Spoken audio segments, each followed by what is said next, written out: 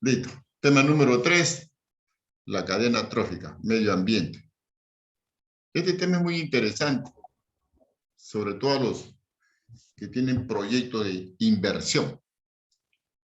Repito, la cadena trófica. Este proyecto, o este tema, perdón, muchas empresas lo están desarrollando en proyectos de inversión.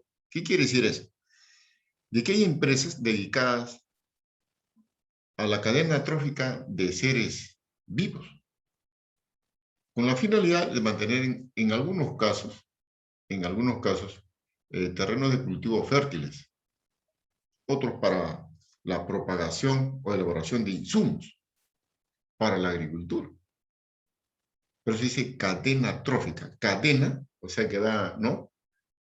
De un eslabón, otro eslabón, es decir, donde uno depende del otro. Es decir, un ser para vivir necesita de otro ser, o necesita alimentos de otro ser para poder subsistir. Repito lo que dijo en un principio. Hay empresas que se están dedicando, ¿no?, a los proyectos de gran inversión de cadena trófica. Tal es el caso de lo que elaboran, por ejemplo, los grandes abonos naturales. Senasa, por ejemplo, es una de las empresas que viene realizando proyectos de inversión con material orgánico. Es decir, no utiliza insumos químicos. ¿Por qué? Porque ellos quieren proteger el medio ambiente. Ellos quieren realizar proyectos de inversión, en este caso para la producción o para la conservación del fruto, hablando de Senasa. Tengo por entendido que Senasa hoy en día está realizando, por ejemplo, hablando de cadena trófica, utilizando las hojas del guarango. Miren, el guarango es una hoja bien pequeñita, y utilizando, miren ustedes, las raíces de otras plantas, como en el caso, escúchenme bien, raíces de plantas, como en el caso de lo que nosotros, de tallo corto, por ejemplo, el rabanito, la beterraga, el apio, la cebolla, esos insumos, con sus raíces, que es el fruto, escuchen bien, las hojas, las raíces, que son comestibles, que nosotros consumimos en nuestros alimentos, lo echan a secar, así en el sol, orgánicamente lo echan a secar. Cuando ya está seco, lo procesan, lo muelen, lo mezclan, miren, lo mezclan, ¿eh?, con las hojas de guarán. Yo no sabía, una conversación que tuve con uno de los señores que realizan esa campaña, me dijeron que preparen el abono orgánico, lo dejan almacenar en unos depósitos controlables. ¿Cómo se? O sea, lo echan, le echan agua, lo van filtrando y así todo un proceso, y lo van controlando de tal manera que esas hojitas llegan a transformarse, esas raíces llegan a transformarse, cadena trófica, de un estado a otro, se transforman, ¿no? Se transforma a tal extremo que es útil para otro proceso. Yo le preguntaba, ¿y por qué cogen la hoja de guaramo? Si es tan pequeñito, ¿por qué no cogen la hoja, le dije, de parque grande, del plátano? Que eran, buena pregunta. ¿Saben por qué? Porque la hoja de guaramo, esa pequeñita, dice que esta hojita tiene la propiedad que de repente no tienen las otras hojas de las plantas o vegetales. Que esta plantita coge como un imán, cogen todas las partículas que están en el espacio. Lo coge, o sea, lo consume. Y estas hojitas, al captarla, van a ingresar a la parte orgánica, en este caso del guarango adentro. Ustedes no observan en las hojitas de guarango a veces unas manchitas negritas, blanquitas. Esas son las partículas que han cogido, me dice, y la han transformado en sus hojas, y a través de las hojas la absorben a la planta. Y esa planta resiste, vive, ¿no? Con lo que las hojitas han cantado. Esas hojitas que se van a transformar, ya tienen ahí, me dicen, unas partículas en descomposición, que al descomponerse, se convierten en abono. Y si están en un depósito, imagínense la cantidad de hojas, se van a transformar la cantidad de abono que se necesita, me dice, en agricultura. Es un abono natural. Lógicamente que requiere un proceso más de control, de proceso, de cuidado, no de observación, manipulación. Me estuvo contando. Y yo le digo, y esto es natural, totalmente natural. Ese es lo que es. Él me dijo de otra forma, no me dijo cadena trófica. Él me dijo, este es para mantener la cadena viva, así, para mantener la cadena viva alimentaria, cadena viva alimentaria. O sea, un producto, una especie, alimenta a otra especie o a otro ser vivo. Cadena trófica. Como su nombre le indica, con el ejemplo que les he dado, significa que la cadena trófica es de repente de abajo hacia arriba. Algunos estudios lo clasifican así, otros de arriba hacia abajo. Otros de repente de forma así horizontal, donde un ser va a depender de otro ser para poder subsistir o vivir o reproducirse. Le dicen cadena trófica, cadena alimentaria o alimenticia, mecanismo metabólico, así le dicen. Cadena nutreica, o sea que va a nutrir a otros. Tiene una serie de denominaciones, la cadena trófica. Pero recuerden, es un sistema, es una forma, es un proceso en que un ser vivo va a dar vida a otro ser. O sea, eso no se detiene. Eso no se detiene. Entonces, miren ustedes la cadena trófica que viene causando hoy en día mucho calor. Yo siento calor cuando explico la clase. Vigencia, apogeo en los grandes industriales. La selva, por ejemplo, la selva. Allí hay cantidad de hojas, de plantas. Y allá realizan una serie de experimentos. Yo mucho me recuerdo. Hay alumnos del YAL que son de allá. Un alumno que ahora poco ya terminó. Entonces yo le pregunto así, conversando, digo, ¿qué haces tú? No, tengo mi movilidad, profesor, yo trabajo así, taxiándome. Mis padres son agricultores. ¿Y ellos qué hacen? Se dedican al campo, me dice, ahí cultivan. Papá, mira, por los productos tan baratos, mira lo que mis productos están baratos, porque están bien adentro, me dice, o sea, ¿dónde estará su terrenito de cultivo? Que para sacar los productos afuera, no llegan, me dice, se pierden. De tal manera que sembramos lo necesario para poder subsistir. Qué bien, digo, qué bien. Y conversando, y yo le digo, y allá llegan lo que son los abonos, ¿no? Me dice. Allá cuando sembramos una planta, miren, una planta, ¿qué hacemos nosotros? No vamos a pedir a un fungicida, a un insecticida, a un abono. No. Allá todo es natural. ¿Y qué hacen? Allá dice que hay aves, que a veces tienen sus límites. Así como acá existen, por ejemplo, los animales que dan miedo, ¿no? Los reptiles, las víboras, las serpientes. Allá hay aves también que son muy dañinas, dice. Ven un fruto, lo comen, lo valoran. El caso del plátano. Dicen, lo malogran, ya no sirve, y así hace perder. Entonces nosotros tenemos como digo, tenemos que tener la paciencia de colocarle ahí alguna trampa y hacerlo caer. Y ese animal, ya, pues tenemos que matarlo, me dice, porque destruye, malogra nuestro producto. Y miren lo que me dijo, que ese animal muerto, esa ave, en la planta donde siembra, antes de sembrar, lo echan ahí enterito. ¿Va? Y van sembrando. Y lo tienen como abono. O sea, las aves que hacen daño a los frutos, allá les quitan, los matan, le ponen trampita, los cazan. Y después le quitan la vida y le inventan los hoyitos donde van a sembrar eso. ¿Qué producto, profesor? Sale buen producto, me dice. Bueno, buenazo. ¿A qué bien? Entonces, utilizan, mire usted, dice, la cadena trófica. Un ser vivo para nutrir a otro ser vivo, que es la planta. ¿Se dan cuenta? Esa es la cadena trófica. ¿No? En algunos, sanamente. En el mar, por ejemplo, cadena trófica. El pez grande, como se dice, ¿no? Vive del pez chiquito. Los peces pequeños, de los alimentos microscópicos. O en este caso de las plantas. O del fitoplancton, ¿no? El conjunto de plantas que existen en el mar. Ellos se alimentan de ahí. Para mantener su ritmo de vida. ¿No? Y llegar a ese ciclo vital que es nace, crece, reproduce y muere. Esa es la cadena trófica. ¿Me entienden? Con esos ejemplos vamos a seguir. ¿Qué tenemos en la cadena trófica? Los productores. ¿Quiénes son los productores? Acá, en los productores, agrupan a las plantas.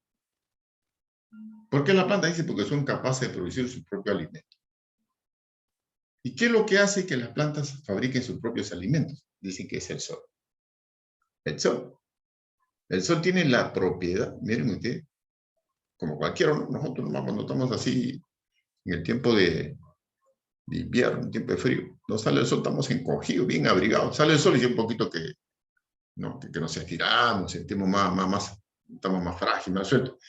Igual, dice, el sol permite a las plantas activar sus energías.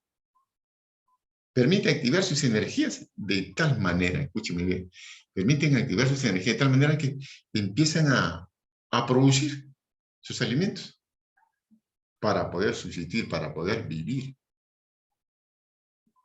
Una planta, el guaranguito, sigo con ese ejemplo. El guaranguito, al costado puede haber una fábrica. Ese guaranguito con esas hojitas, ¿sabe qué hace? Capta ese humo contaminado, lo capta, o sea, lo absorbe, llega a su cuerpo, lo limpia y lo arroja limpiecito. Oxígeno para los demás seres vivos.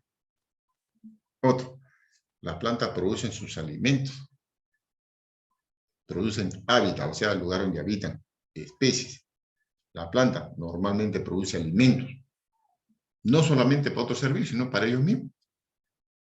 Sigo con el ejemplo del guarán. El guarán se alimenta del sol, del agua, del aire. Miren ustedes, no hay lluvia, por ejemplo. ¿De dónde va a haber agua para la planta? ¿Qué hace este guaranguito? Ese aire húmedo que venga al espacio, lo absorbe. Lo absorbe, ese aire húmedo, esa humedad atmosférica, la absorbe. La absorbe. Y todas esas partículas que están volando, flotando, la absorbe y se tienen agüita. De ahí toma agua. La absorbe por las hojitas, pasa por las ramas y se va hasta la raíz. Y la planta sigue viviendo. ¿Qué hace? Produce la algarroba, ¿no? Esa como penquito. Ese es su fruto. O sea, todo, en este caso, todo ser que tiene la facultad o la propiedad de fabricar su propio alimento se llama autótrofos. O sea, solo fabrica sus alimentos. Solo se alimenta. Solo se genera lo que le va a permitir subsistir. Vuelvo a repetir. El sol, ¿cómo lo capta a través de las hojitas? Solo. No, el aire que está, el aire atmosférico, la humedad atmosférica que está en el espacio, partículas que tienen agua, la absorbe a través de las hojas, se alimenta. Miren ustedes cómo se desarrolla la cadena trófica, los productores. Esto es hablando de plantas. Pero si hablamos, por ejemplo, en el caso de los animalitos, los seres vivos, también tienen esa facultad de ser productores, ¿no? A través del ciclo vital, de vida. Nace, crece, reproduce y muere. Aquí también están los autóctonos. Seguimos acá. Los consumidores. Acá siempre existió algo cuestionable, algo que muchas veces no han estado de acuerdo, ¿no? ¿Por qué dice que los consumidores solamente han nacido para consumir, para comer?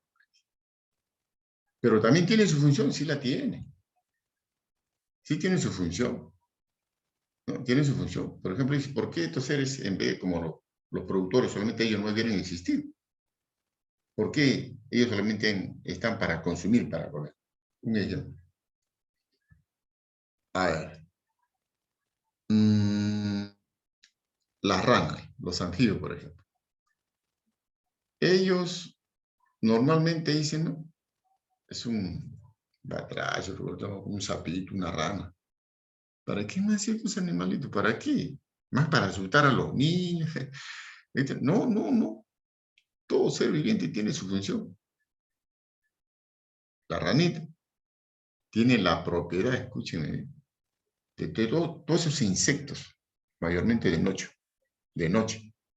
Esos insectos que están volando, los trae y se los comen. Consumidor. consumidor, o sea, se los come. Pero ¿por qué solamente va a consumir maíz? Acá está. Usted bien sabe que en el espacio existen seres unicelulares, o sea, que se ven y no se ven. De tal manera que los insectos que están en el espacio, sobre el ciclo de vida de nacer, crecer, reproducir y morir, tienen, se puede decir, facultades dañinas. Transportan a veces microbios, bacterias, virus. Y ahí la actuación, escuche bien, de los batrachos, los anfibios, los reptiles también hacen. Los reptiles. Usted no sabe, por ejemplo, otros decían, ¿no? Las arañas, ¿para qué han salido más? Para picar, asustar a los niños, a las personas, no sin defensa. No, ellos tienen también su función. Ellos también tienen su función, pero ¿cómo van a estar? ¿De qué manera apoyan? Igualmente. Ellos tienen la facultad. Y ustedes saben, por ejemplo, observan un día, por curiosidad, esas mosquitas, o esas maripositas, ¿no? O esos insectos pequeñísimos. Ellos tienen una red, como si tienen su tela. ¿Qué hay ahí? Víctima, se la comen. Ese es su alimento. O sea, combatir a los insectos que no contribuyen a un ambiente sano, a un ambiente saludable. Esa es su actuación. Acá también figuran ¿cómo se llama? Los carnívoros. Muchas veces, acá sí, muchos dicen, por ejemplo, los animales salvajes. Los animales salvajes, muchos dicen, no, los animales salvajes acá son aterradores, ¿no? Son aterradores porque han tenido que aparecer en el medio ambiente cuando mayormente causan, ¿no?, una acción voraz, devoradora contra aquellos indefensos. Pero la naturaleza es así. La cadena alimenticia es así. Un ser necesita de otro ser para poder subsistir, ¿no? En el caso, por ejemplo, también de los elefantes, por ejemplo. Los elefantes. Ellos, ¿cómo se alimentan? Vegetales, frutos, pastizales, ¿no? Ellos tienen esa propiedad, tienen esa facultad. Pero en resumidas cuentas, ¿a qué conlleva todo esto? La parte de los consumidores. No sé si a usted le puse el ejemplo la vez pasada de que hubo un experimento en la selva de unos empresarios que comenzaron a reclutar reptiles, o sea, serpientes. Y la novedad, ¿no? ¿Qué esos señores? ¿Qué pasa tan poquito mal de la cabeza? ¿Cómo van a capturar reptiles? Un zoológico de puro reptil. Pero que en el fondo no era el fanatismo, la curiosidad, sino era el dinero. En que esas serpientes tienen en su cuerpo lo que nosotros conocemos como el veneno, un antídoto, en el cual se elaboran los anestésicos. Un dolor, por ejemplo, vamos a la farmacia, compramos una pastilla, eso tienen anestesia. Una operación con anestesia. Un herido, un accidente, anestesia. ¿Y dónde se obtiene mayormente? De los antídotos, los reptiles. Entonces, miren, ellos dicen, ¿y por qué venían al Perú? Acá. ¿Por qué venían al Perú y no se iban a otros países? Era la pregunta. ¿Por qué han escogido el Perú ser esa granja, muchos decían así, o ese abuso, ¿no?, de privar de la libertad, ¿no?, el desarrollo de los reptiles, que fue cuestionado en un momento dado? Pero, en el fondo, tenía un objetivo, una meta. Decían que en la selva peruana, existe tal cantidad de vegetales, escúcheme, vegetales. Existen tal cantidad de insectos, arácnidos, que tienen la propiedad, escúcheme bien, fatal. Es decir, también tienen entre su cuerpo, reducidos cuerpos, tienen ciertos microorganismos letales, o sea que matan. Y la pregunta es si la serpiente o un reptil se come, por ejemplo, una araña. ¿Por qué no se muere? Es que este reptil tiene un sistema inmunológico mucho más desarrollado. De tal manera que cuando se come a un arácnido o un reptil menor que también tiene esas mismas facultades letales, o sea, que mata porque tiene veneno, su organismo está tan protegido que al comer ese cuerpito, ese ser vivo, lo protege de ser envenenado, para que me entiendan. Lo va transformando en su cuerpo. Al final, todo su cuerpo absorbe ese antídoto y se vuelve más potente ese reptil. O sea, a una picadura, a un acecho, al instante mata. Se ha visto en los reportajes, cazadores no han durado ni siquiera ni 15 minutos, ni 10 minutos, porque el antídoto es fatal. Entonces, ¿por qué, repito, vuelvo a explicar el caso? ¿Por qué en la selva se instaló una granja, una zona de experimento de reptiles para extraer el antídoto? ¿Y por qué escogieron la selva? Porque la compleja variedad,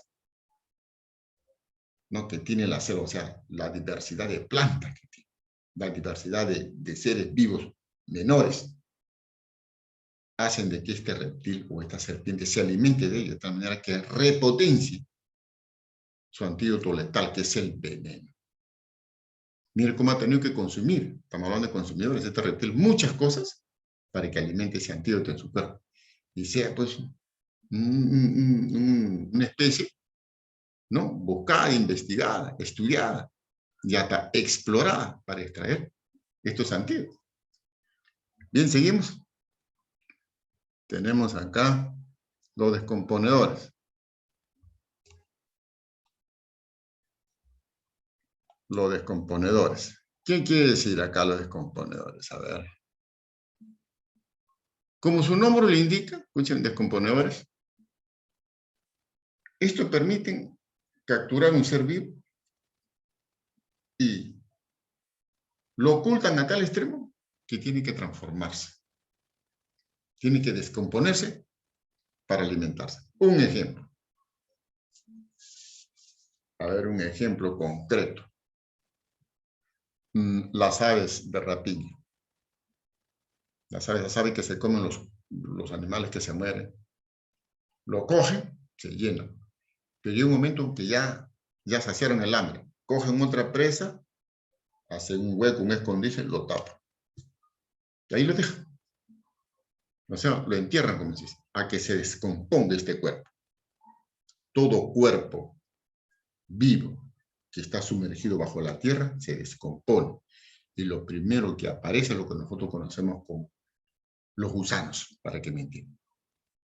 Si es un ave, trae su cría y come. Esos son los famosos descomponedores que hacen de que los restos de otros seres les sirvan como alimento. De repente serán microscópicos, ¿no? Pero sirven. Los gusanitos esos que paran en los troncos, de los árboles, los suyos. Que llegue el osito, o llegan las aves, la planta, corteza, tronco. De repente por un espacio, por una cobija, o por un agujero, se llega a observar que están saliendo los famosos gusanos de un tronco. ¿Qué ha ocurrido? ¿Qué ha sucedido ahí? ¿Qué ha pasado? La planta es un ser vivo. ¿Y cómo se puede descomponer una corteza, un tronco de un árbol para dar lugar a que aparezcan otros microorganismos? ¿Qué ha intervenido ahí? Acá se ha estudiado, se ha investigado, de que, por ejemplo, la misma corteza de los árboles tienen una capa, antes pues, de la capa superficial, antes.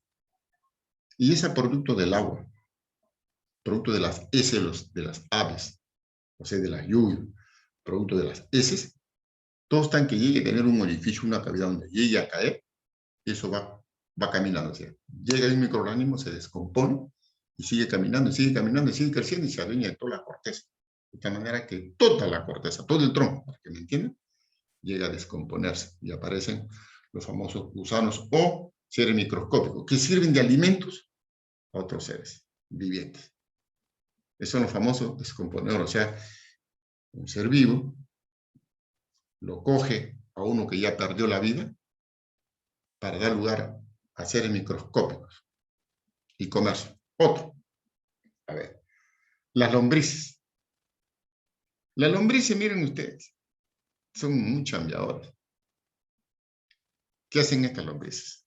Los que son experimentados, por ejemplo, en viveros, en huertos, ¿no? En hortalizas, compran lombrices, lo preparan la poza, ahí lo echo, a las lombrices, antes de sembrar. ¿Y qué hacen esas lombrices? Le echan agua, y estas lombrices empiezan a viajar, a transportarse por toda esa tierrita, todo ese espacio donde van a hacer un sembrío o una siembra. ¿Y qué cosa hace? ¿Qué cosa hace esta lombriz? ¿Cuál es su función? Que todo microorganismo que encuentre ahí, debajo de la tierra, se lo come. Se lo come.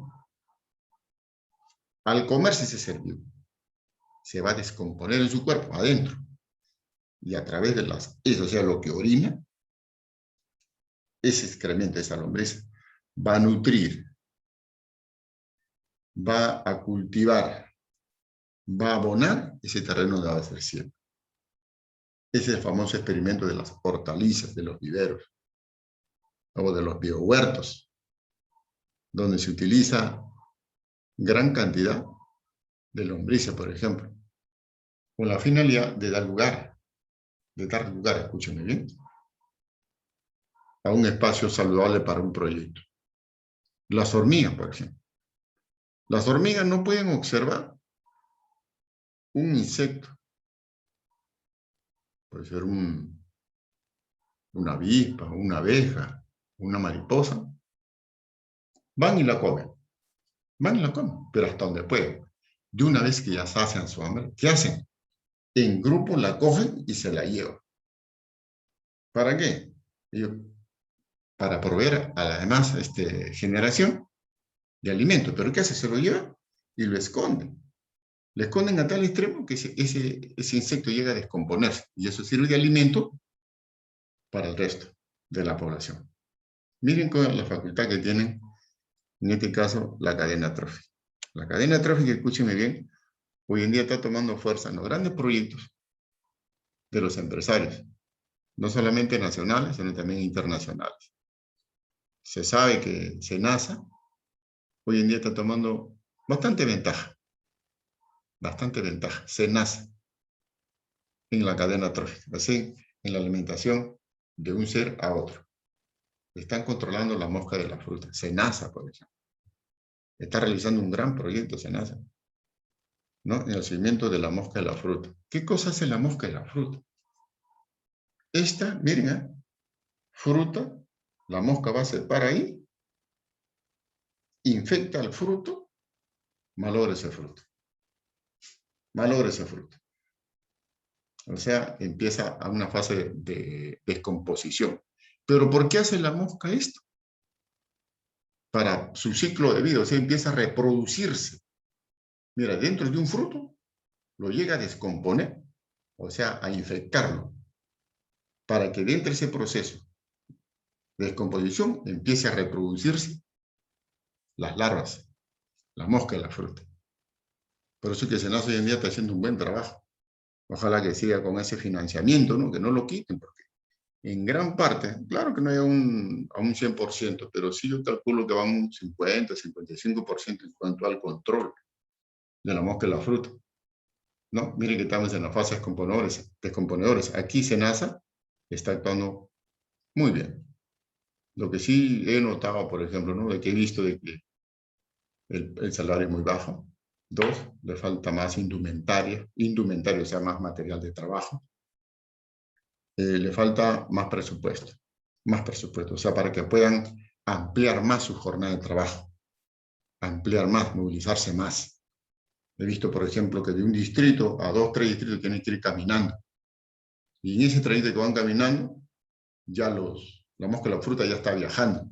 Que ni bien amanece el día, ellos ya aparecen en el campo le ponen coto, le ponen límite a ese proceso de la mosca de la fruta, que es dañar al fruto, descomponer al fruto. Pero mire, ¿con qué finalidad? De que hay ese ciclo de reproducción, no a lo que es la cadena trófica. Bien, jóvenes, hasta acá, tema número 3, la cadena trófica. Habían he visto cuántos hay. A ver. Está Torre Juan de Dios, Curé, Danuca, Jair Gómez. Está aquí. Karina Andrade. ¿Está bien el nombre? Estoy llamando lista. Katy Ramos. Profesor, buenas noches. Presente. Soy Karina Andrade. Katy Ramos. Profesor, buenas noches, presente. Camargo Quispe. Profesor, buenas noches. Jair Gómez. Profesor. Torres Galindo. Presente, profesor, buenas noches. Nayeli.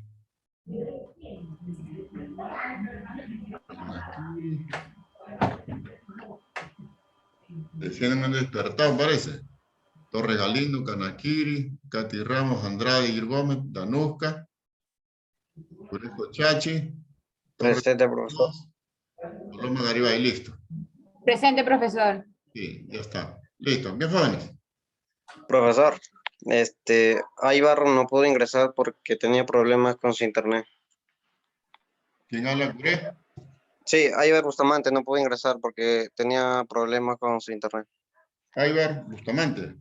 Sí, Listo. profesor. Y también dos compañeros se están incorporando. Qué bien. Recién. Ya no hay problema. Ya. Más bien, Curé, Sí, profesor, dígame. que conversen contigo qué tareas faltan y a través de mi WhatsApp me lo envías, pero por WhatsApp tuyo. Ah, ya, normal. Ya, Las tareas que faltan de las clases anteriores, que te van a llegar a ti y tú me lo envías a través del WhatsApp. Solamente por intermedio de tu persona. ¿Ya? Ya, listo. Listo. Ok, quedamos así. Nos vemos en la próxima clase. Cuídense mucho. Cuídese, profesor.